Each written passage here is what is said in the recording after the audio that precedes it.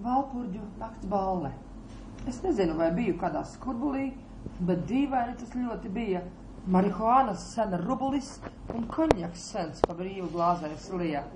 Visapkārt vīri, ugunīgām acīm, man komplimentus steidzas sacīt, bet vienu redzot kļuva vāja, bija viņam viena āža kāja.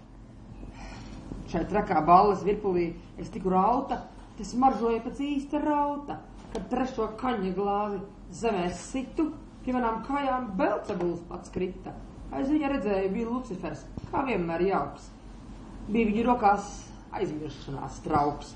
To izdzer mīļā mums par prieku un dāvā mums tad mantirieku. Kā jau es teicu, biju skurbulī mazliet un dziru izdzēru, kā šķiet. Un turpinājās trakā balle.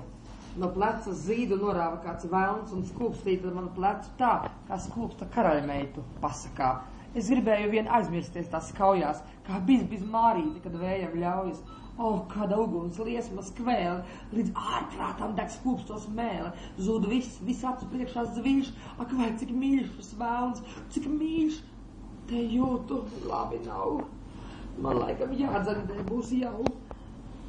Uz zemes purpurs segu vēlni klāja, pa kuru manas kājas gāja. Ai, kādas sāpes, kādas mokas, līdz kauliem saplosītas rokas. Un asins jūra purpur krāsā, vai tā jau nāve, mana māsa?